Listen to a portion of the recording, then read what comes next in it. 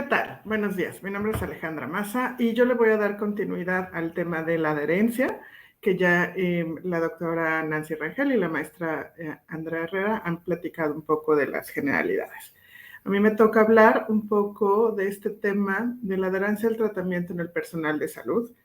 Un poco la pregunta y la reflexión, ¿qué pasa cuando el médico se enferma?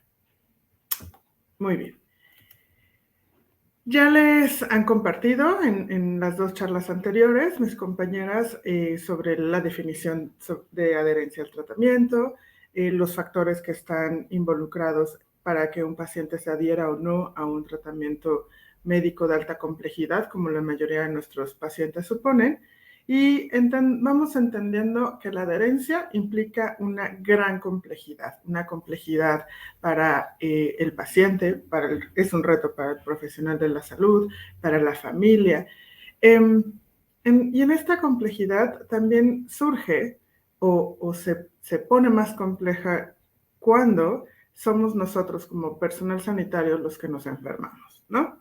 Que insisto, este es un poco el objetivo de mi intervención, llevarlos a esta reflexión, llevarnos a la reflexión de qué pasa cuando nosotros como personal sanitario nos enfermamos. Voy a hablar del término médico, ¿no? O sea, qué pasa cuando el médico se enferma y los doctores, pero sé que aquí estamos en este foro psicólogos, trabajadores sociales, no solo médicos, enfermería. Todos somos médicos en esta conferencia. Quiero que nos ubiquemos en este papel, en términos de que todos somos personal sanitario y la mayoría de estas respuestas de las que hoy voy a presentar nos pasan a todos. Ok, ¿qué pasa cuando el médico enferma? Pues nos hemos encontrado como algunas cosas interesantes. Se han hecho estudios, ¿no? De qué pasa cuando el personal sanitario se enferma. Pues nos encontramos que para los médicos es difícil enfrentar la enfermedad como pacientes, porque hay muchos factores involucrados, pero uno de los primeros es porque cuesta mucho trabajo aceptar el cambio de identidad. Pareciera ser que a la hora de enfermarnos se pierde la identidad y esta identidad muy empoderada del ser médico o del ser personal sanitario. Hay una creencia colectiva en la sociedad, ¿no? De que los médicos nos enferman, entonces también podremos caer en esa ironía de cómo es que el médico se está enfermando. Nos pasa a todos, creo que a la mayoría de las profesiones, que cuando un abogado necesita un litigio, cuando un economista entra en quiebra, inclusive nosotros como profesionales de la salud mental, qué pasa cuando requerimos atención psicológica o psiquiátrica, ¿no? Hay como un castigo por la sociedad. Entonces, primero le cuesta trabajo al médico quitarse la identidad de como médico y aceptar el papel de enfermo, pero también la sociedad lo castiga un poco. Hay insisto, una ironía de cómo es que se está enfermando. Pero sí, todos aquí, personal sanitario no, somos humanos y nuestra única condición de humanos es que somos mortales y en la mortalidad implica que nuestra vida se va deteriorando poco a poco y eso también está implicado en una enfermedad. Se ha encontrado, por ejemplo, que el personal sanitario, los médicos, al igual que el resto de las personas, cuando hay presencia de un diagnóstico complejo, de una enfermedad compleja, somos simples mortales. ¿Por qué? Porque tenemos miedo al dolor, igual que todos. Hay un riesgo y un temor ante este riesgo de la incapacidad, de ya no poder seguir ejerciendo, de no poder seguir haciendo lo que hacemos. Hay un miedo a la muerte, insisto, ante una enfermedad compleja, ante un diagnóstico complejo. Todos nos acercamos a nuestra mortalidad, nos acercamos a tomar conciencia de esto que en la medicina luchamos y combatimos todo el tiempo, ¿no? A la muerte, pero es lo único que tenemos seguro. Y cuando enfermamos, nos acercamos un poquito más a la muerte. Entonces, justo como vemos aquí, estos temores al dolor, a la incapacidad, a la muerte, pues justo nos ponen en la misma condición que nuestros pacientes. Pasamos por los mismos procesos. Se ha encontrado también que a los médicos están investidos o creen que hay un investimiento de invulnerabilidad, en términos de por ser médicos no se van a enfermar, como si hubiera este pensamiento mágico de que los médicos no se enferman, de que la bata los protege inclusive un poquito. Pero no hay nada más falso que esto, ¿no? Insisto, somos humanos. También se ha encontrado que existe como esta falacia de la sabiduría del sano, porque el médico sabe, no se va a enfermar, como si el conocimiento nos protegiera de algo. El conocimiento inclusive se ha encontrado que en los médicos, en el personal sanitario, el enfermar puede ser un arma de doble filo. Entonces, estos son factores que hacen complejo que cuando haya un médico enfermo, este se adhiera al tratamiento. Ya empezamos a ver un poco la complejidad de esto, ¿no? O sea, no solo es complejo que los pacientes adhieran, sino también va a tener que ver con qué perfil tiene nuestro paciente que tenemos enfrente. Y muchas veces nos vamos a encontrar a colegas enfrente de nosotros. ¿Qué se ha encontrado cuando el personal sanitario se enferma? Bueno, nos hemos encontrado de manera general estas respuestas. La mayoría de las veces se subestiman o se trivializan los síntomas. Entonces entramos como en esta fase de, no, no es cierto, no, este síntoma puede ser tantas otras cosas y no le damos la importancia.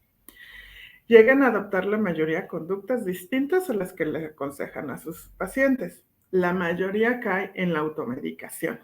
Y es lo primero que le decimos a los pacientes que no hagan, que no se automediquen. ¿Y quién creen que son los primeros en automedicarse? Los médicos y el personal sanitario cuando se enferman.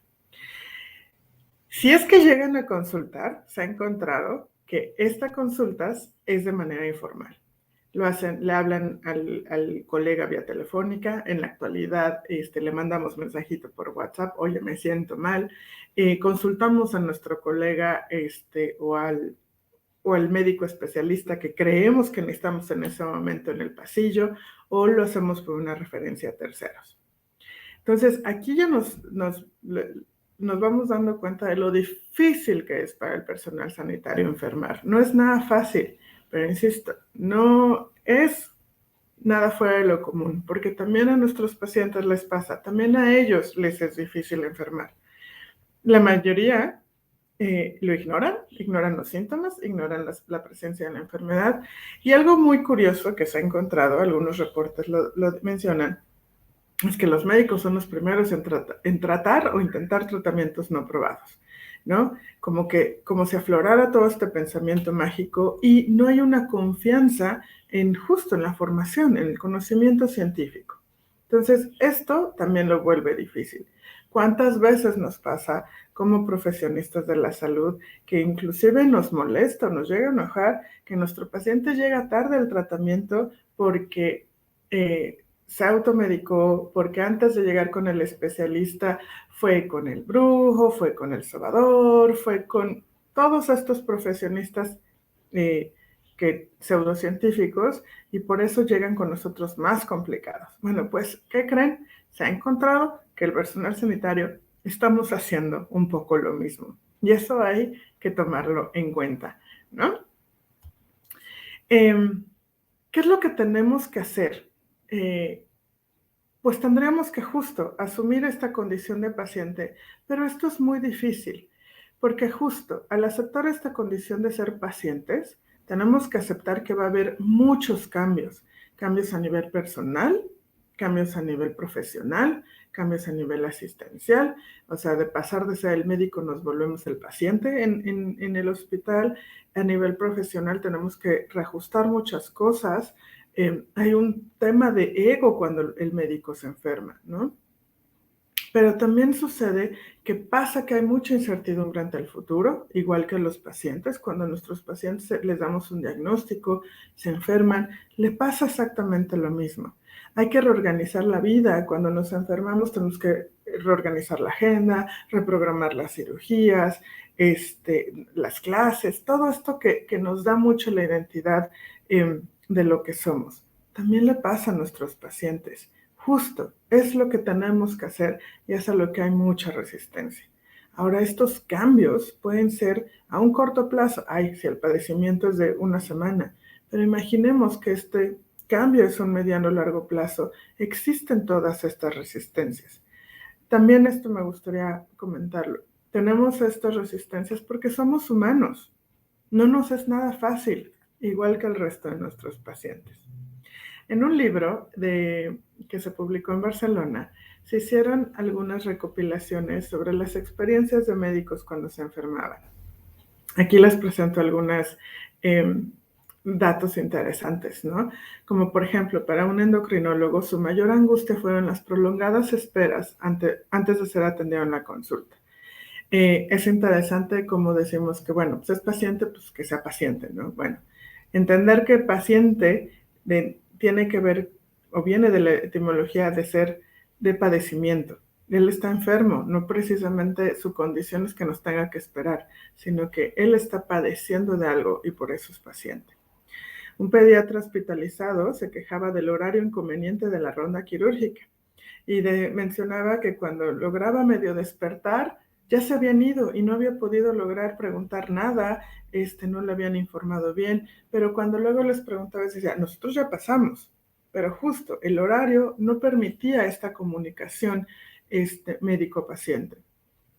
La mayoría de los médicos se sintieron en una condición de indefensión e intimidación durante las visitas médicas al ser objeto de tantas miradas. De repente sabemos que estamos en hospitales de enseñanza donde entramos varios, ¿no? El adscrito, el residente, el R1, el R2, el R3, el interno, el pasante, y sabemos que tiene un objetivo y es para utilidad para el paciente, pero pocas veces nos ponemos a pensar, un paciente en su camita, indefenso, frente a tantos desconocidos, ¿cómo se estará sintiendo él?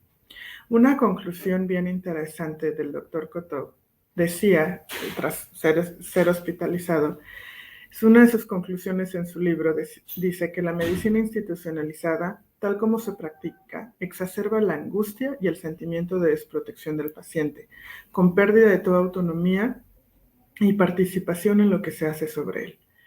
Entonces, esto es lo que sucede a nuestros pacientes, es lo que nos sucede a nosotros también cuando somos médicos. Entonces, el enfermar de un médico, que es parte de la reflexión que yo les traigo el día de hoy, es una oportunidad para poder entender mucho mejor a nuestros pacientes, para poder trabajar en este tema de la adherencia al tratamiento, que sabemos que es lo más difícil. Pero justo nuestro enfermar es el que nos podría ayudar a entender por qué es difícil para el paciente y lo podemos usar a nuestro favor en nuestra práctica clínica. ¿Qué tenemos que hacer para hacer mejor adherentes a nuestros tratamientos como personal sanitario? Quitarnos la bata, ¿no? Dejar de pensar que el conocimiento nos va a blindar de enfermarnos y empezar a ser empáticos con nosotros mismos. Una de las primeras cosas que sucede cuando un médico se enferma, así como mencionaba al principio, hay una ironía de por qué se enferma de la sociedad hacia el médico, también el médico se empieza a castigar un poco. Lo hemos vivido mucho en esta pandemia, como el personal sanitario que se ha formado, a ratos lo ha vivido con mucha culpa. Entonces, tenemos que ser empáticos en nuestro propio enfermar para poder ser empáticos en el enfermar de nuestros pacientes. ¿Qué podemos hacer para mejorar la adherencia entre nosotros, con nosotros y con nuestros pacientes? Bueno, es en lo que voy a centrar estos últimos minutos.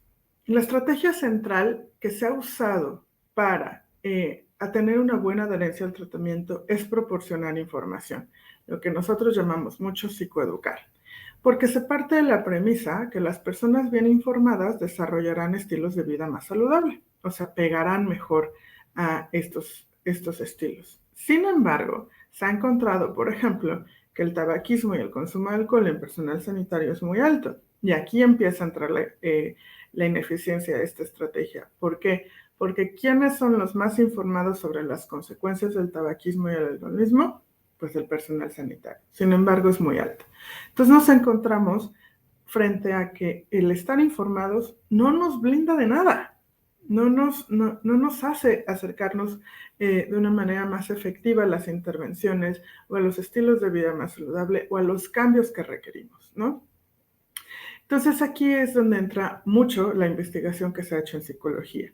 Y se ha encontrado que la motivación o el deseo de cambio para modificar conductas y hábitos no saludables dependen de muchísimos factores. Uno de los factores más importantes o más centrales es que la comunicación debe de basarse en el respeto al paciente, las creencias y nuestra escala de valores. Entonces, es importante que nuestras indicaciones, nuestras intervenciones, nuestras opciones de tratamiento justo estén centradas en esto, en respetar al paciente, en sus creencias, en sus valores. Hay que estimular la motivación desde el momento uno que nos encontramos frente al paciente. Y a veces creemos en este esquema muy paternalista que regañándolo, jalándole la oreja a nuestro paciente, le vamos a ayudar a cambiar. Pero estamos haciendo todo lo contrario. Tenemos que favorecer el posicionamiento hacia hábitos sanos, pero justo desde la motivación, desde algo donde él se sienta capaz de hacer y libre de escoger, porque luego solo damos las indicaciones y no le damos opción a nada. Entonces tenemos que centrar o poner en el medio del tratamiento al paciente y verlo como es, con esta serie de escala de valores, de creencias, de factores que van a influir al momento de ser pacientes. Les pido que recuerden cuando ustedes han sido pacientes y les dan una indicación que está completamente fuera de su estilo de vida, es mucho más difícil seguirla.